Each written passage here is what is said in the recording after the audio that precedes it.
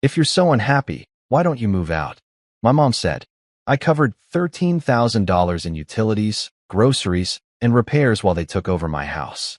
My sister took my bedroom. My parents took my peace. When I asked for 1 week alone, Dad scoffed. You're being selfish. That night, I packed in silence. At sunrise, I transferred the deed, and the locksmiths arrived before breakfast. I, 26M, thought buying the family house would bring us all closer together. Instead, it became the biggest mistake of my life. When Mom and Dad lost their apartment last year, I didn't hesitate to help.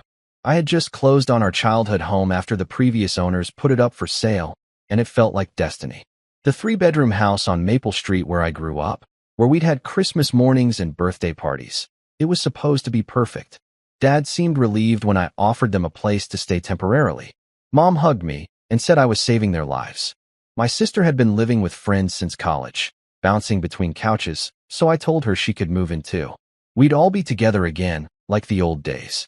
The first month went smoothly enough. Dad helped with some minor repairs, and Mom cooked dinner most nights. My sister took the guest room, while my parents settled into the master bedroom. I kept my old childhood bedroom, which felt oddly nostalgic and comforting. But temporary became permanent without any conversation about it. By month 3, the boundaries started dissolving. I'd come home from my marketing job to find the living room rearranged without anyone asking me. Dad had moved his recliner to face the TV differently, and Mom had replaced my coffee table with hers. When I mentioned it, Dad just shrugged and said they were making the place more comfortable. The utility bills started climbing. Our electric bill jumped from $120 to $280. The water bill doubled. The internet bill tripled because Dad insisted on upgrading to the premium sports package. When I asked about splitting costs, Mom looked confused and said she thought I was handling everything since it was my house. I tried to have a family meeting about expenses. I explained that while I was happy to help, I couldn't cover everything alone on my salary. Dad nodded along, but nothing changed. The bills kept coming to my mailbox, and I kept paying them because the alternative was having our power shut off. My sister started treating my bedroom like a temporary inconvenience.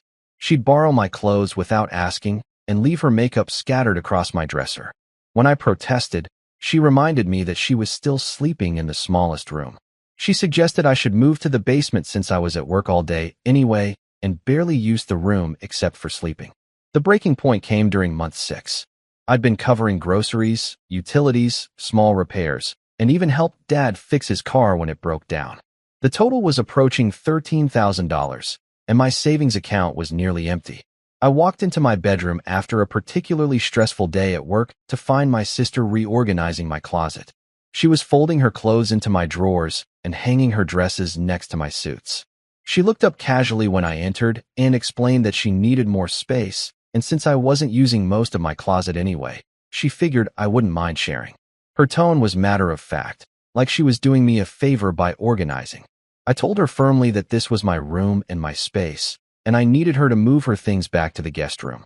She rolled her eyes and said I was being possessive over a stupid bedroom in a house with plenty of space for everyone. That weekend, I attempted another family conversation. I laid out all the expenses I'd covered and explained that I needed help with costs, and I needed everyone to respect the fact that this was my home. I suggested we create some house rules about personal space and shared responsibilities. Dad listened with his arms crossed, occasionally shaking his head. When I finished, he said I was being unreasonable and that family should help family without keeping score.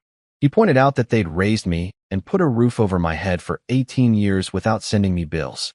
Mom agreed with Dad, adding that she thought I'd invited them to stay because I wanted their company, not because I wanted to be their landlord. She said it felt hurtful that I was suddenly treating them like tenants instead of family. The conversation escalated when I mentioned that I just needed some boundaries and maybe 1 week alone occasionally to recharge. Dad scoffed audibly and said I was being selfish. He asked how I could choose solitude over family time, especially when they'd been nothing but helpful and grateful. My sister chimed in that if I was so unhappy with the living situation, maybe I should consider moving out myself. She suggested that since they were settled and comfortable, and since I was obviously miserable, it might be better for everyone if I found my own place. Mom nodded along and delivered the line that would change everything. She said if I was so unhappy, why didn't I just move out? The room went silent after she said it.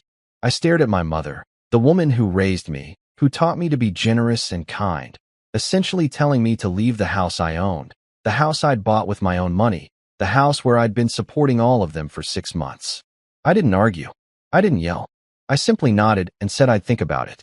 That night, while everyone slept, I sat in my car in the driveway making phone calls. First, I called my lawyer, a family friend who'd helped with the house purchase.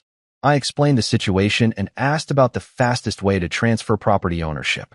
He was confused at first, asking why I'd want to give away a house worth $180,000.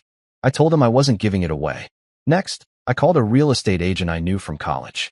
I asked about the current market value for houses in my neighborhood and the fastest timeline for a sale. She said with the right price, she could have buyers within a week. My third call was to a locksmith service that advertised 24/7 availability. I scheduled an appointment for the following morning. The rest of the night, I packed systematically.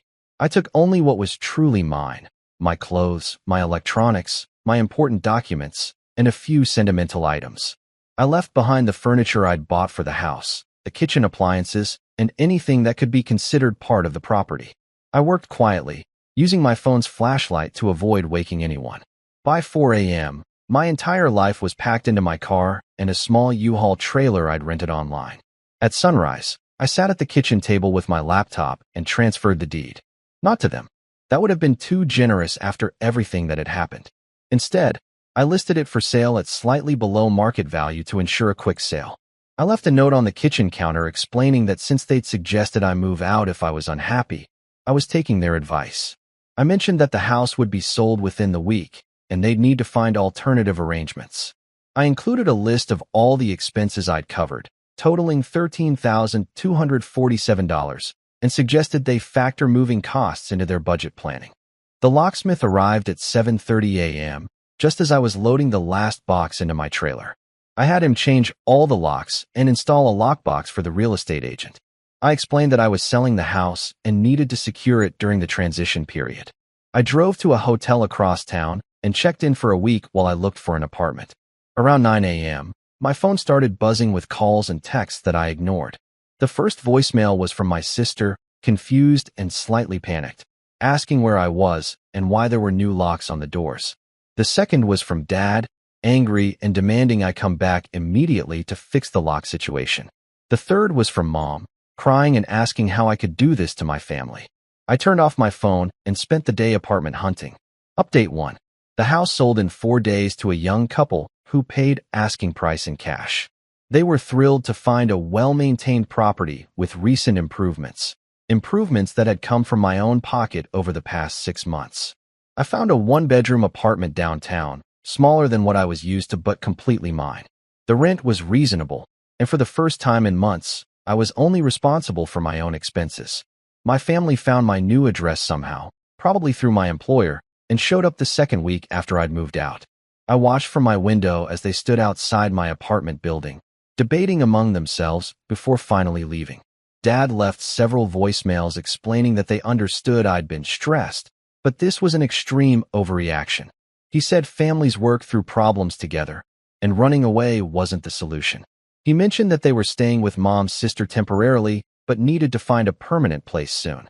Mom's messages were mostly tearful apologies mixed with guilt trips. She said she never meant for me to actually leave, and she thought I knew they were just frustrated in the moment. She asked how I could abandon my family when they needed me most. My sister's approach was different. She alternated between anger and bargaining. One message accused me of being petty and vindictive, while the next offered to pay me back gradually if I'd help them find a new place to live. I didn't respond to any of them for 3 weeks. Update 2. The breaking point for my silence came when Dad showed up at my workplace. He waited in the lobby until my lunch break, then cornered me by the elevators. His face was red, and he looked like he hadn't slept well in days. He told me I was tearing the family apart, and that Mom had been crying every night since I left. He said my sister had been forced to move back in with friends because they couldn't afford a 3-bedroom place on their limited income. I listened without interrupting as he explained how selfish and cruel I was being. He said he understood I was upset about money, but destroying the family over a few $1,000s was disproportionate and immature.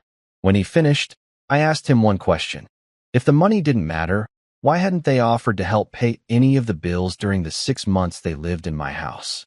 He stumbled over his response, saying they'd assumed I was financially stable enough to handle it, and they'd been planning to contribute eventually when they got back on their feet.